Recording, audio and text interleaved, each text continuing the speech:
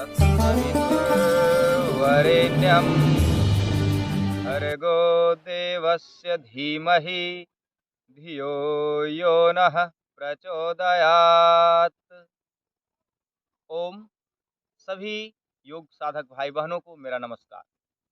आज हम पुनः फिर एक रोग के बारे में, उसके अभ्यास के बारे में, उसकी दवाई के बारे में और कुछ नुस्खे के बारे में चर्चा करने जा रहे हैं। रोग है बवासीर, पाइल्स। इस बीमारी से बहुत लोग परेशान रहते हैं। आपको शौच आदि क्रिया में, शौच क्रिया करने में दर्द होता है, ब्लड आता है, तो आप परेशान हो जाते हैं। तो आप नियमित यदि अभ्यास करें तो यह बीमारी ठीक हो सकती है। होती कैसे है बीमारी? आपके अनियमित खान पान से, कब्ज के बनने से, आपने के स्पाइसी भोजन, जो आप तिलहन पदार्थ ज़्यादा खाते हैं, सही से शौच नहीं होता है, मल द्वार में घाव उत्पन्न हो जाती है।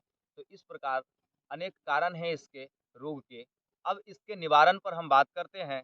तो आप इसके लिए सर्वप्रथम वैसे अभ्यास जिसमें आप मूल बंध का अभ्यास हो, यानी कि मल द्वार को ऊपर खींचना। मल द्वार ऊपर खींचते हैं तो अश्विनी मुद्रा या मूल बंध का प्रयोग करते हैं। आपने गाय भैंस को शौच आदि क्रिया करते देखा होगा कि मल त्याग के बाद आकुचन संकुचन अपने गुदा मार का करती है। हम लोग भी करते हैं शौच क्रिया के दरमियान में। तो इसी प्रकार से ऊपर खींच करके रोकना और श्वास को बाहर करके अगर जो करते हैं तो वाह प्राणायाम में हम, आप पिछले वीडियो में मेरे देख सकते हैं बिल्कुल विस्तार से कैसे मूल बंध लगता है। तो ऊपर खींच करके हम जब रोकते हैं तो यह मूल बंध कहलाती है। और अश्विनी मुद्रा इसी प्रकार से पूरे सीधे बैठ जाएं। बैठने के बाद बिल्कुल आंख बंद करके अपनी सजगता को मलद्वार पर ले जाइए, मूल पर, और ऊपर खींचिए, छोड़िए, खींचिए, छोड़िए। लयबद्ध ढंग से आप 15 से 20 बार कर सकते हैं। आप इसे अंतः कुंभक लगाकर भी कर सकते हैं। खींच करके श्वास अंदर, श्वास को बाहर छोड़ दीजिए और फिर लगातार 15 से 10 से 15 बार इस अभ्यास को करेंगे तो यह मूल बंध के साथ, ये अंतर कुंभक के साथ ये अश्विनी मुद्रा होती है। ठीक इसी प्रकार से वाह्य प्राणायाम में हम मूल बंध बताते हैं। तो आप इस प्राणायाम के साथ ये अभ्यास आप करेंगे। इसमें आप अभ्यास कर सकते हैं गोमुखासन।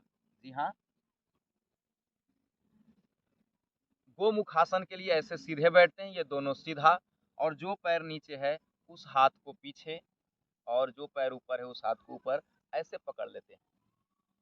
ये ये कहलाई गोमुखासन। एक बार पीछे से आप इसका पोस्चर देखेंगे कैसे होता है। पैर बिल्कुल ऐसे, इसमें आप जो लोग बैठ पाते हो तो पूरा ऐसे बैठ जाते हैं, लेकिन जो नहीं बैठ पाते तो कोई बात नहीं, जहां तक आपका पैर मुड़े वहां तक आप मोड़ करके बैठेंगे। और जो पैर नीचे है उसके वही हाथ पीछे और पीछे से पकड़ने का प्रयास करें। यदि पकड़ाता है तो भी ठीक, नहीं पकड़ाता है तो भी ठीक। इसमें आपको घबराने की आवश्यकता नहीं। यदि पकड़ा जाए तो बहुत अच्छी बात, नहीं तो पकड़ने का प्रयास करना है। एक अभ्यास ये हो गया आपका गोमुखासन। गोमुखासन के बाद आप अभ्यास करेंगे पर्वतासन का। ऐसे ये, इसमें भी आप मूल को खींच करके ऊपर रखें ऐसे।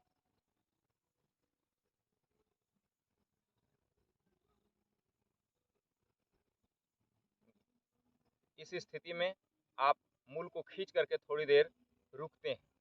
ये अभ्यास, ये बवासीर के लिए जबरदस्त अभ्यास है। इसके बाद आप जो भोजन करते हैं वो खाद डाला हुआ है। आप जो भोजन करते हैं उसमें अधिक तेल डाला हुआ है। आप जो भोजन करते हैं अनेक प्रकार के केमिकल से उपजा हुआ है, तो अनेक प्रकार के रोग होने की संभावना है। तो आप मंडूकासन, श्वास भरेंगे, श्वास को बाहर छोड़ेंगे, सामने की ओर देखेंगे और मूल बंद, इसमें यास्विनी मुद्रा लगा कर रखें। श्वास भरते हुए ऊपर, ये अभ्यास। फिर पुनः श्वास छोड़ेंगे सामने की ओर, वापस। सारा अभ्यास कम से कम 2-2, 3-3 बार, 5-5 बार, 10-10 बार तक भी करें। अधिक समस्या है तो ये मूलतः अभ्यास कब्ज के लिए है, डायबिटीज के लिए है, लेकिन बवासीर में इसलिए इसका काम होता है क्योंकि मूल बंध आप जब खींच करके लगाते हैं तो यह बिल्कुल लाभ करता है और कब्ज दूर करता है। कब्ज दूर होगा तो तो बवासीर की समस्या भी दूर होगी। मंडूकासन के बाद शशकासन का अभ्यास।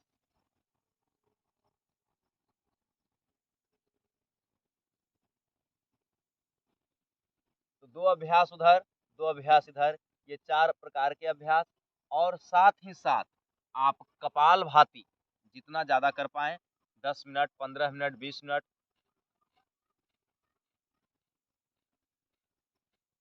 और अनुलोम-विलोम का अभ्यास। बिल्कुल सजगतापूर्वक प्राणायाम के अभ्यास में हम इसकी छोटी-छोटी विधियों को भी हम बताए थे, तो आप वहाँ से सीख लें। अभी केवल हम नाम और कैसे किया जाता है ये बस तरीका बता दे रहे हैं। विशेष गहराई से इसे जानने के लिए आप मेरे प्राणायाम के वीडियो में देख सकते हैं। ऐसे अनुलोम-विलोम, कपालभाति, भ्रामरी, उद्गीत भी कर सकते हैं इसमें मन शांति के लिए। और आप बाह्य प्राणायाम का अभ्यास धीरे-धीरे करें और अश्विनी मुद्रा का अभ्यास बहुत ज़्यादा करें। बहुत ज़्यादा अर्थात दिन भर में 2-3 बार भी आप कर सकते हैं, 4 बार भी कर सकते हैं। आप एक अभ्यास में, एक आवृत्ति में 20 बार, फिर 20 बार, फिर 20 बार, ऐसे करके खींचना है, छोड़ना है, खींचना है, छोड़ना है। लयबद्ध तरीके से आप जितना ज़्यादा करेंगे, उतना ही ज़्यादा लाभ मिलेगा। हाँ, एक्यूप्रेशर के लिए अंगूठा के नीचे ये जो उभरा हुआ हिस्सा है, यहाँ पर आपको दबाना है। यदि ब्लड आता है, तो वह भी ठीक होगा। यहाँ से ऐसे, ऐसे ये दबाना है। कब्ज़ के लिए जहाँ पर आपका आंतों का पॉइंट है, कब्ज़ के लिए इस पिंडली को, यहाँ ये जो हमारा पिंडली है, यहाँ पर दबाएँगे, तो यहाँ से भी कब्ज़ की बीमारी ठीक होती है। आप सर्वप्रथम कब्ज़ को ठीक करें। कब्ज़ ठीक करने के लिए आप अभयारिष्ट का प्रयोग करें, त्रिफला का प्रयोग करें, या और कोई जैसे एलोवेरा, आंवला जूस का प्रयोग करें। अपने शरीर को ठंडा रखें, पेट को ठंडा रखें, अदरक आदि का प्रयोग न करें।